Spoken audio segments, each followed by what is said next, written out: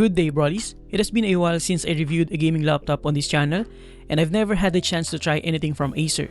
So when the brand reached out to me asking if I want to check out their latest Acer Nitro 16 gaming laptop, I said yes. This is not sponsored. In fact, they just let me borrow a review sample for me to share with you my honest thoughts. What I have here is the Intel variant of the 2023 Acer Nitro 16 with an Intel Core i7-13700H processor with an NVIDIA GeForce RTX 3050, 16GB of DDR5 4800MHz memory, 1TB NVMe SSD, and features a 16-inch IPS display with up to 165Hz refresh rate, 3ms response time, and an interesting 16:10 aspect ratio. I'll try to provide you with as many details as I can, so let's get into it. As with any gaming laptop, the packaging features an outer brown box, then the primary packaging with the Nitro branding. Inside the box, we have the Acer Nitro 16 itself, nicely protected by a couple of foam protection and a soft cloth. But before that, we have this accessory box that houses the Type B power cable, a Type E power cable, and the 230 watts power brick. Now, at first look and touch, the Acer Nitro 16 features a robust plastic chassis with a weight of around 2.5 kilograms. The lid has some flex, but it's not too concerning. Same with the center part of the keyboard. But other than that, pretty solid construction all throughout. Here up top, we have a nice Acer Nitro logo with a sort of holographic effect to it. We also have some neon accents here that resembles the logo and an Acer Nitro branding right here. The surface of the lid has a nice smooth texture.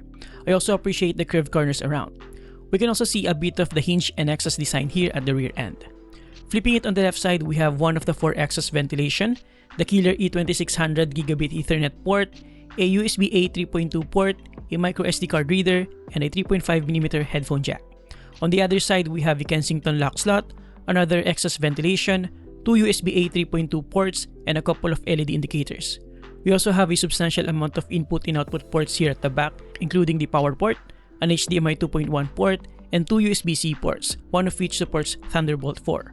We also have the other 2 exhaust ventilation here on both sides with the supercar-like design language. Overall, in terms of input and output ports, we pretty much have everything we need here. Although I feel like a full SD card slot should have been better instead of a micro SD card given the amount of space available on this laptop. Now looking in front, it's fairly clean. It doesn't have a dedicated lip or cutout for lifting the lid up, but it has a subtle chamfered edge to help with that. The good thing here is that you can open the lid using just one hand. The hinges are strong enough to maintain the position, but since the lid is quite lightweight, sometimes it wobbles a bit before staying in place. Now before we take a look at the peripherals, let's flip this over and check out the bottom. The bottom case is made out of plastic but feels durable enough. Here we have 4 rubber feet, 2 fans with 2 intake ventilation, a substantial amount of passive ventilations, and 2 speakers, one on each side. The cooling system is pretty standard with a dual fan cooling system and a fair amount of intake and exhaust ventilation. But what's new in this 2023 version is the addition of the liquid metal thermal grease on the CPU. It also looks like we have more ventilations here below the display. Now opening the lid reveals the peripherals and the larger than usual display.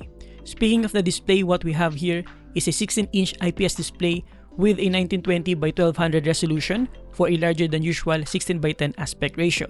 It also has up to 165Hz refresh rate and 3ms response time. With a 16:10 aspect ratio, we have more vertical real estate for web browsing and for working on documents and things around that nature. However, some videos that still use the popular 16:9 widescreen aspect ratio will have some black borders, as you can see here. In terms of the display quality, thanks to the IPS panel, the viewing angles are pretty good even at an extreme angle like this. The colors are also fairly vibrant with good contrast levels, sharpness, and details. Brightness levels are also fairly substantial, especially for indoor use. However, since it's not an OLED panel, the blacks are not as deep as you can see here. As for color accuracy, it covers 100% of the sRGB color space, 78% NTSC, 82% Adobe RGB, and 85% P3 color gamut. This means it should be good enough for social media and web applications, not so much for print and other professional use. Overall, the image quality is still pretty good, and I don't think anyone will get disappointed with this, with proper expectations of course. Aside from that, the bezels all around are also relatively thin except for the bottom bezel. Speaking of the bottom bezel, we have an Acer Nitro logo right at the center. Up top, we have the webcam and the microphone array. And here's a quick test for you guys. Now this is a webcam and microphone test for the Acer Nitro 16 gaming laptop. Again, this is a webcam and microphone test for the Acer Nitro 16 gaming laptop. Let's get back into the review. Now in terms of audio, we have dual 2-watt speakers with DTX Ultra, one on each bottom corner. They sound pretty good for bottom firing speakers but are a bit lacking in terms of bass. It does provide rich and clear sounds though and can get loud and fill a small room. Here's a quick sound test for you guys.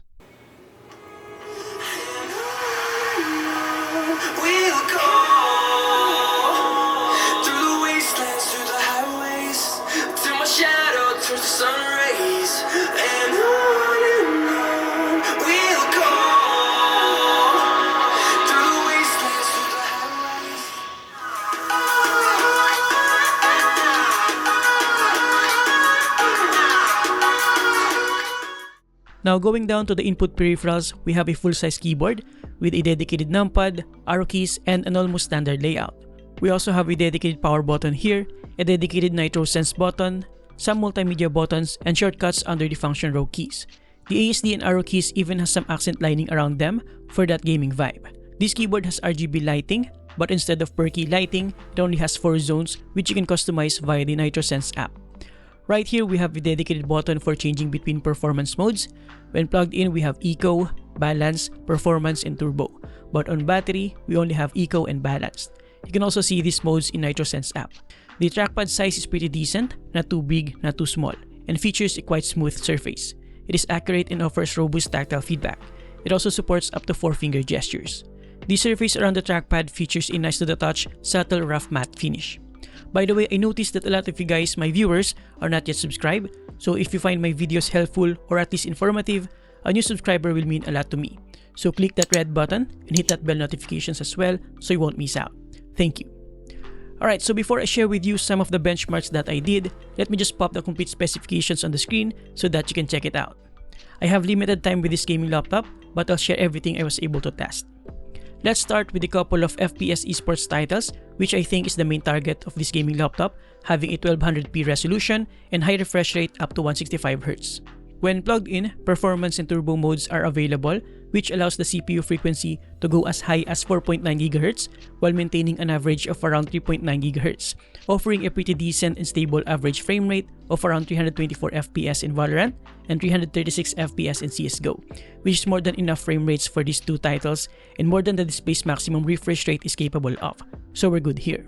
However, on battery, only Eco and Balanced modes are available, and the CPU frequency is only limited to an average of around 1.4 GHz, resulting in frequent frame drops in-game.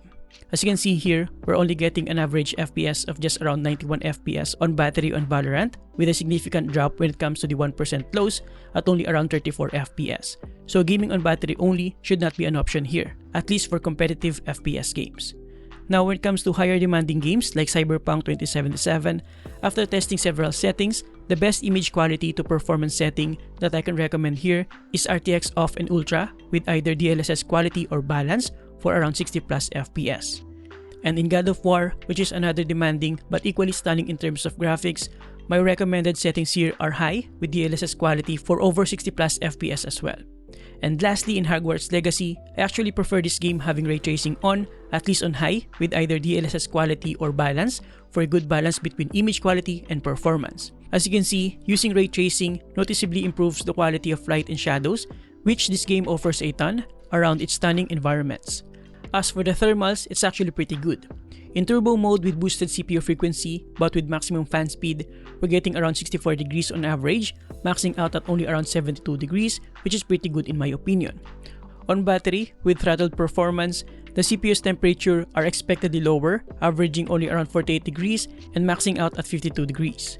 Same scenario when it comes to the GPU, maxing out at 66.3 degrees and averaging only around 59.8 degrees when plugged in, and significantly cooler when running only in battery.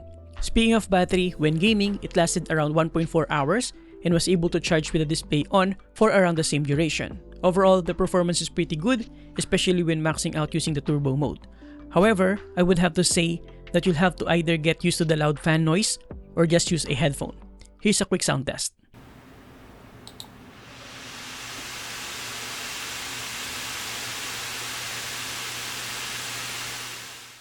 Like I said earlier, I just borrowed this from Acer, so these are all the things that I can share with you in such a limited amount of time. But hopefully, you still got a thing or two. Now, to conclude, what I like about this gaming laptop is the improved design, especially on its butt with the supercar-like design language. I also appreciate the slightly larger display, better input and output ports, the improved thermal cooling using liquid metal grease, and its overall performance. However, I don't think the changes or improvements from its 2022 variant are significant enough in terms of overall features, not to mention the previous Gen 30 series graphics, at least for the variant that I have here. Other variants I believe will come with the latest 40 series graphics. But other than that, it is still a pretty decent gaming laptop that should provide a decent amount of performance for general media consumption, productivity, and competitive esports gaming. And there you have it guys, thank you for watching. Thanks to Acer for letting me borrow this gaming laptop. You can check the link below to learn more. Unfortunately, I don't have an info about its local pricing because it is not yet available here in the Philippines. I'll just update the description once it becomes available.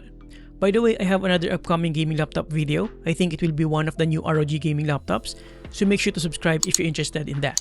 Thank you for watching and see you next time. Have a great day guys, you're awesome.